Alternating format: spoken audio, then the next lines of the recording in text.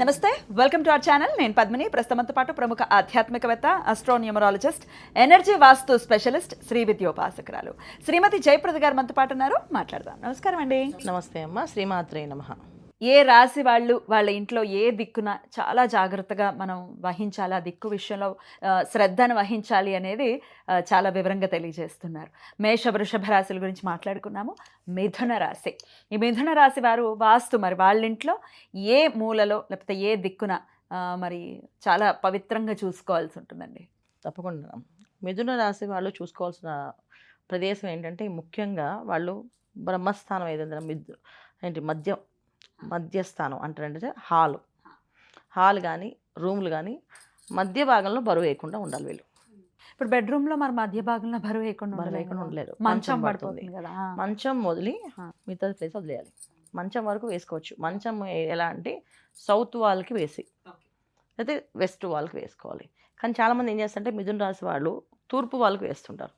Head అంటే తూర్పుకి తల పెట్టుకొని పడమరకి కాళ్ళు పెట్టుకుంటారు. కొంతమంది ఏం చేస్తారంటే పడమరకి హెడ్ పెట్టుకొని తూర్పు కాలు పెడతారు. అది చేయకూడదు మిథున రాశి వాళ్ళు ముఖ్యంగా.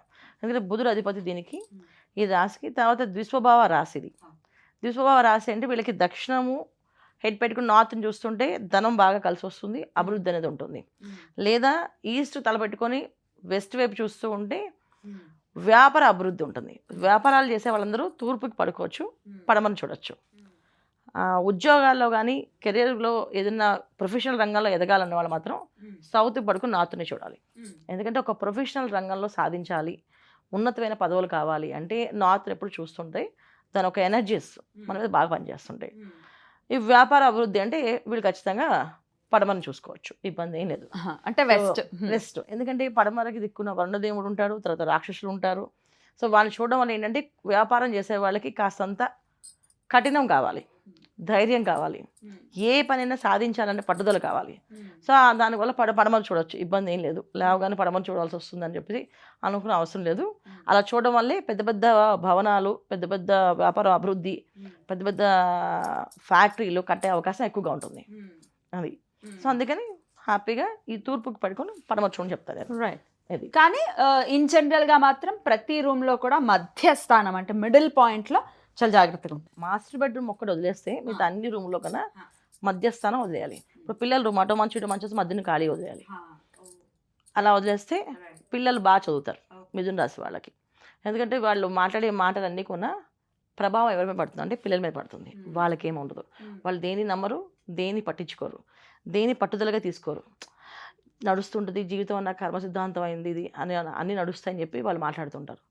దీనివల్ల ప్రభావం ఎవరి మీద పడుతుందంటే ఖచ్చితంగా పిల్లల మీదే ప్రభావం తప్ప ఎవరికి మీద పడదు.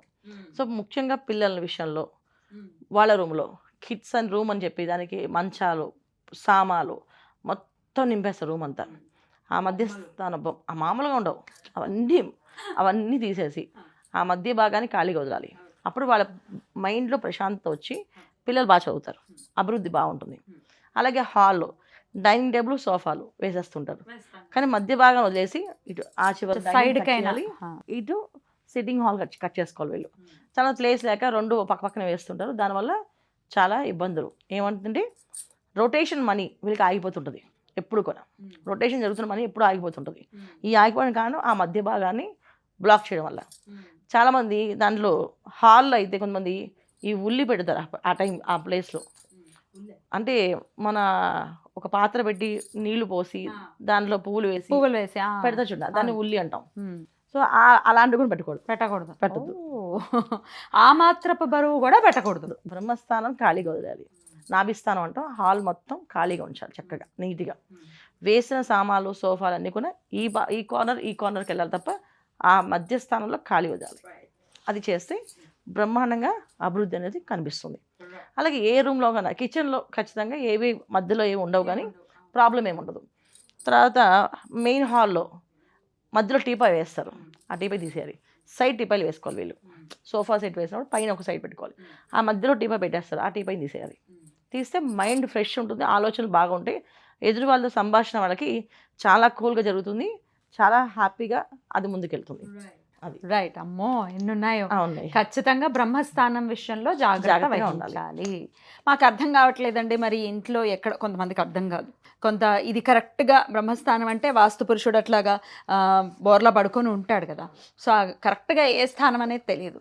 సో నిష్ణాతులు ఇట్లా మీరు ఎలాగో చూస్తారు, ఇంటికి వెళ్ళి వాస్తు కూడా చూస్తారు కాబట్టి ఒకసారి చూపించుకోవాలి అని అనుకుంటే ఒకసారి మీరు కాంటాక్ట్ చేసి కూడా చూపించుకోవచ్చు. రైట్ అండి, అద్భుతంగా మాకు వివరించారు. ఒకవేళ మీకు అర్థమైపోతే మీరు సెట్ చేసుకోండి. సెట్ చేసుకోవచ్చు Yeah. హ్యాపీగా.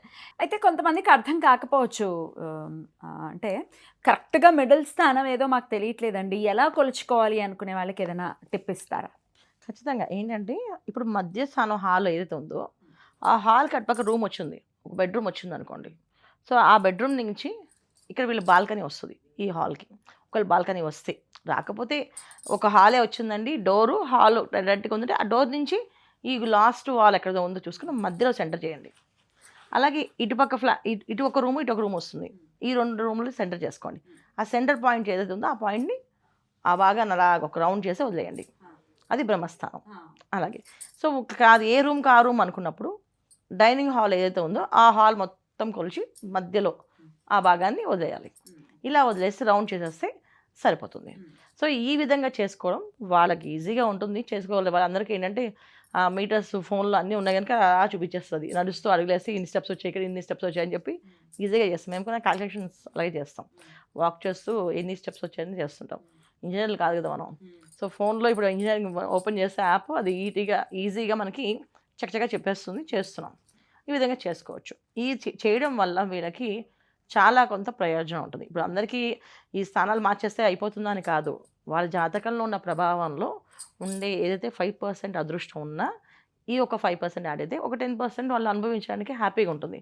లేకపోతే వాళ్ళ జాతకంలో ఎంత బాగున్నా ఇంటికి వచ్చినప్పటికి చికాకుగా పడి డిస్టర్బ్ అయిపోయి ఏదో మాట్లాడుతూ బయట బాగానే ఉంది, నాకు ఇంటికి వస్తే తలనొప్పి వస్తుంది అనే భావం అవుతుందో అది లేకుండా కూల్గా జరుగుతుంది ఇంట్లో.